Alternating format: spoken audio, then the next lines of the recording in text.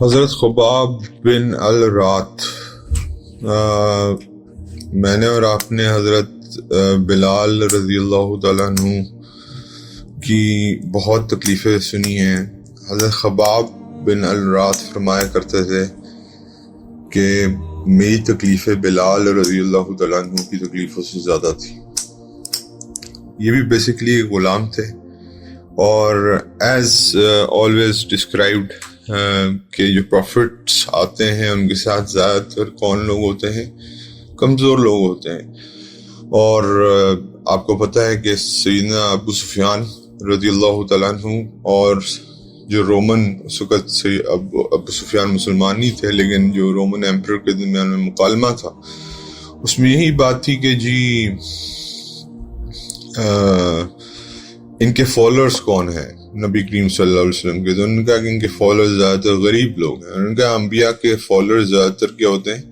غریب لوگ ہوتے ہیں۔ قیامت کے روز نبی کریم صلی اللہ علیہ وسلم نے کیا فرمایا؟ مجھے فقراء میں، مجھے جو ہیں یہ جو ہوتے ہیں مساکین میں، ان میں تلاش کرنا۔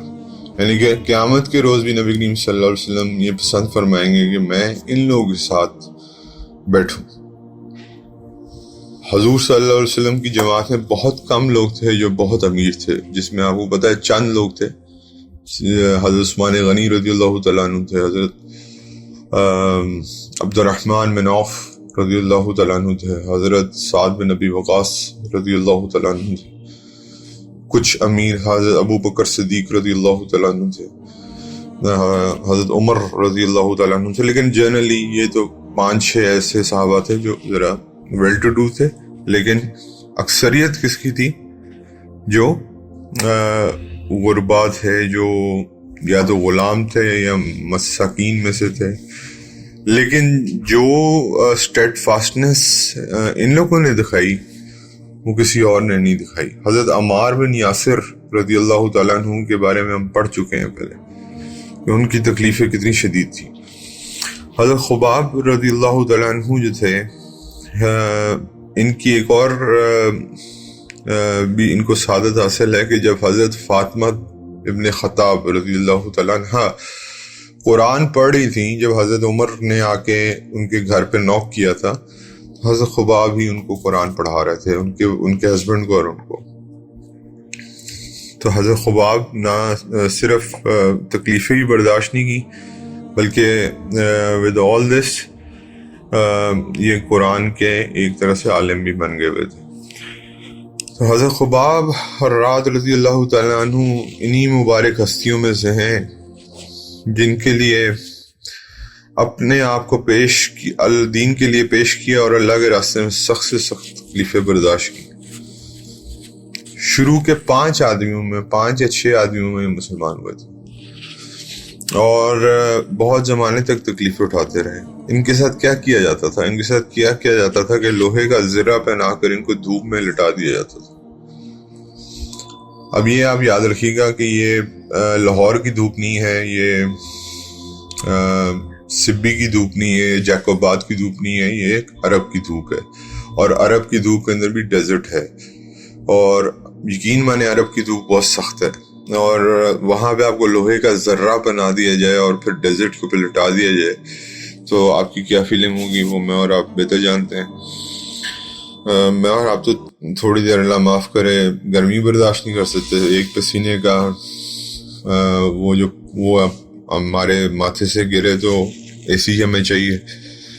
خیر، اس کے بعد گرمی کی تپش کی وجہ سے میرا پسینہ بہتا رہتا تھا، حالانکہ یہاں تک کہ یہ ڈی ہائیڈریٹ ہو کے بے ہوش ہو جایا کرتے تھے، اور اکثر اوقات بالکل سیدھا گرم ریت پر لٹا دیا جاتا تھا، جس کی وجہ سے میری کمر کا گوشت تک گل جایا کرتا تھا۔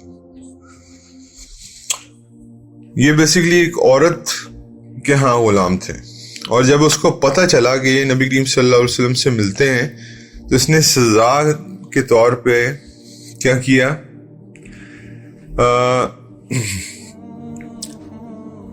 انگارے، جن پہ آج باربیکیو بنتا ہے، آپ دیکھتے ہو انگاروں پہ باربیکیو بنتے ہوئے، انگاروں کا ایک پورا بیڈ بنایا، اور ان انگاروں کے بیڈ کے اوپر حضرت خباب بن الارعاد کو لٹا دیا. جلتے ہوئے غبار یہ اپنا شعلے امیجن کریں آپ. اور حضرت خباب رضی اللہ تعالیٰ عنہ کہتے ہیں کہ میری چربی پگھل کے وہ شعلے بجھ جاتے تھے، لیکن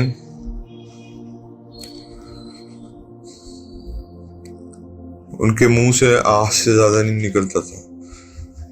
چربی سے کوئلے بجھ جاتے تھے، تکلیف کا ہی عالم تھا.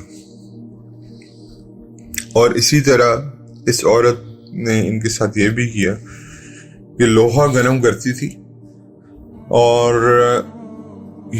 جلتے ہوئے انگار آگ میں لوہا گرم کرتی تھی اور پھر حضرت خباب کے اوپر لگایا کرتی تھی. اور لوہا بھی ایسا جو پوائنٹڈ ہے تاکہ اور تکلیف. اب ذرا فاسٹ فارورڈ کرتے ہیں آگے. حضرت عمر رضی اللہ تعالیٰ عنہ ایک کے زمانے خلافت میں آ جائیں. ایک دفعہ یہ سارے حضرات ایک کسی جنگ کے لیے گئے تو راستے میں ایک پونڈ آیا یا آپ کے لوگ چھوٹی سی ایک جھیل آئی. وہاں پہ انہوں نے غسل کی نیت کیا کہ چلو تو اپنے آپ کو تھوڑی دیر ریفریش کر لیتے ہیں. تو اندر گئے تو حضرت خباب نے جب اپنی شرٹ اتاری تو پیچھے کی کمر جب دیکھی نا حضرت عمر نے کہا خباب آپ کی کمر کو کیا ہوا ہے؟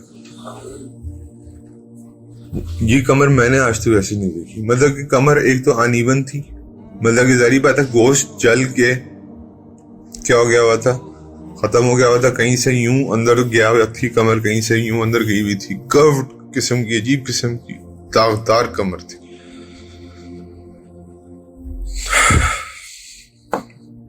تو انہوں نے حضرت عمر کو یہ بتایا کہ جو شروع کی تکلیفیں تھیں میری اسلام کی، اس میں میرے ساتھ یہ کیا جاتا تھا، اس کی وجہ سے میری کمر ساری کی ساری جو ہے وہ ختم ہو گئی، نشانات سے بھری ہوئی.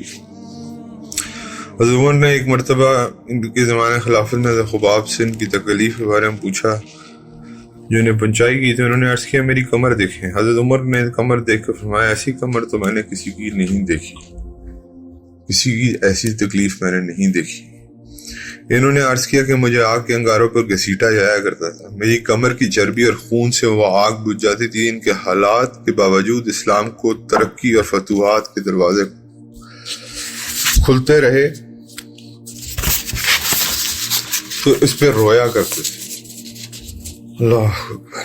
اب جب حضرت عمر کے زمانے میں تو آپ کو پتا ہے فتوحات کے زمانے سے حضرت خباب رویا کرتے تھے فتوحات دیکھ کے، اور کیا کرتے تھے کہ خدا نہ خواستہ ہماری ساری تکلیف کا بدلہ کہیں ہمیں سے دنیا میں نہ ملے. یار اب امیجن کریں کہ کس قسم کی پرسنالٹیز تھی کہ ایک بندہ ہے جس کو زرہ پہنا کے، گرم زرہ پہنا کے لوہے کی عرب کے ڈیزرٹ میں لٹا دیا جاتا ہے، ڈیزرٹ کی ہیٹ میں ویسے لٹا دیا جاتا ہے. پھر اس کے بعد کوئلوں کے اوپر جو ہے لٹا دیا جاتا ہے، چربی سے پگھل کے کوئلے بجھ جاتے ہیں اور اس کے بعد داغا جاتا ہے ان کو گرم کر کے. لوہا جب ریڈ ہاٹ ہو جاتا ہے نا اس وقت داغا جاتا ہے ان کے جسم کو. حضرت عمر کہہ رہے ہیں میں نے ایسی کمر کسی کی نہیں دیکھی. اور حضرت عمر کے زمانے میں جب فتوحات ہو رہی ہیں تو اس پہ رو رہے ہیں کہ اللہ تعالیٰ نے کہیں میری ساری قربانیوں کا جو ہے وہ جو مجھے جس کی جزا مجھے آخرت میں ملنی ہے وہ ادھر ہی نہ دے دے. پتہ نہیں these people were out of the world, these were not the people. صحابہ، مجھے کئی دفعہ صحابہ کی سٹوریز پڑھ کے لگتا ہے کہ یہ لوگ اس دنیا کے نہیں تھے. sometimes حضرت خباب رضی اللہ تعالیٰ عنہ کہتے ہیں کہ ایک مرتبہ حضور اقدس صلی اللہ علیہ وسلم نے خلاف عادت بہت لمبی نماز پڑھی. اب یہ بھی سن لیجیے گا ذرا. صحابہ اکرام رضوان اللہ عنہم اجمعین کے متعلق عرض کیا تو حضور صلی اللہ علیہ وسلم نے ارشاد فرمایا رغبت کی اور ڈر کی نماز تھی. ایک دفعہ حضور نے اپنی نماز کو بہت لمبا کر دیا. صحابہ نے پوچھا کہ یا رسول اللہ نماز عادت شریفہ کے مطابق لمبی پڑی، آپ نے خیریت تھی؟ تو انہوں نے کہا کہ یہ بیسیکلی رغبت کی اور ڈر کی نماز تھی. اس میں نے اللہ سے 3 دعائیں کی، 2 قبول ہوئیں اور 1 اللہ نے اپنے پاس محفوظ کر لی.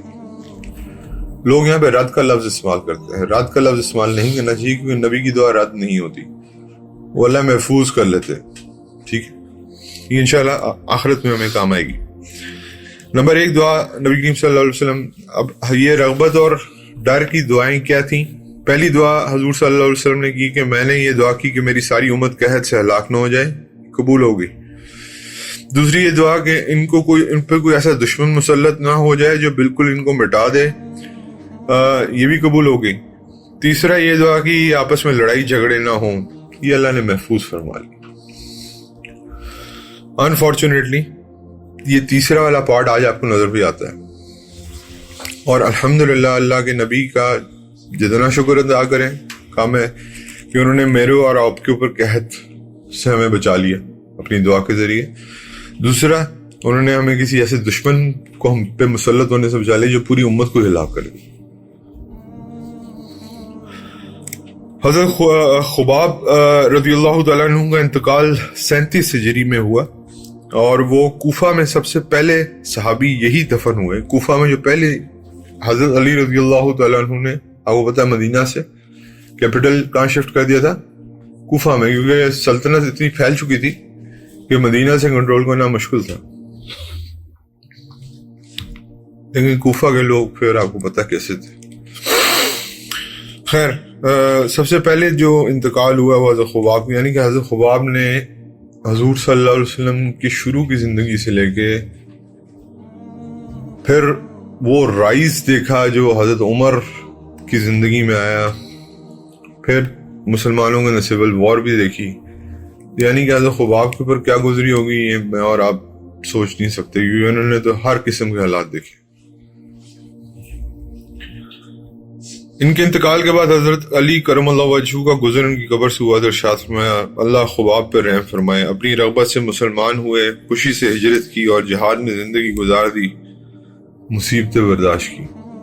مبارک وہ شخص جو قیامت کو یاد رکھے اور حساب کتاب کی تیاری کرے اور گزارے کے قابل مال پر قناعت کرے اور اپنے مولا کو راضی کرے، یعنی کہ اپنے اللہ کو راضی کرتا رہے. یہ حضرت علی کے الفاظ ہیں، میں دوبارہ ریپیٹ کر رہا ہوں. اور یہ انہوں نے کہاں گئے تھے؟ حضرت خباب کی قبر پہ گزرتے ہوئے.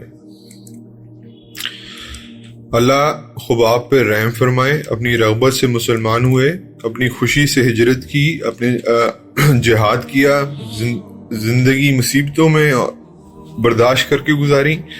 مبارک ہے وہ شخص، یعنی کہ ہر وہ شخص آنے والا اس کے لیے مبارک ہے جو قیامت کو یاد رکھے اور حساب اور کتاب کی تیاری کرے اور گزارے کے قابل مال پر قناعت کرے اور اپنے اللہ کو راضی کرے. This was a short message from سیدنا علی رضی اللہ تعالیٰ عنہ کے اصل میں کامیاب لوگ کون ہیں.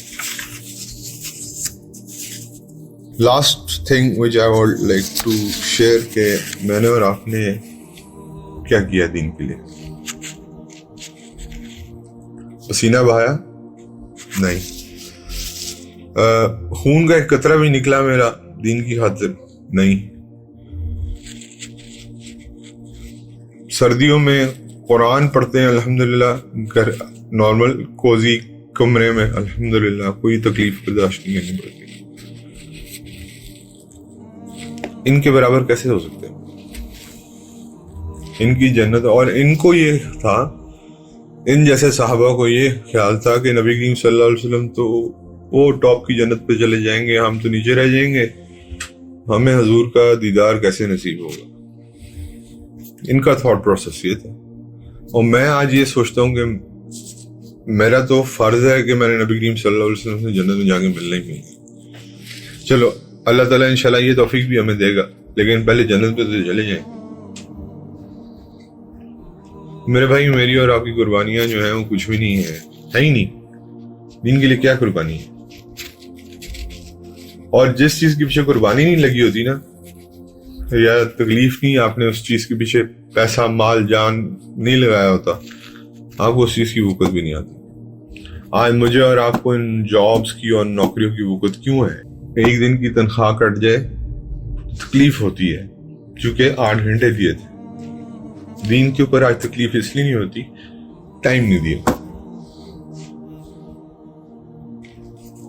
تو پھر آپ ریئلسٹکلی اسپیکنگ مجھے آپ خود بتائیں کیا ہمارے لیے دنیا امپورٹنٹ ہے یا آخرت امپورٹنٹ ہے؟ ریئلسٹکلی خود بتائیں.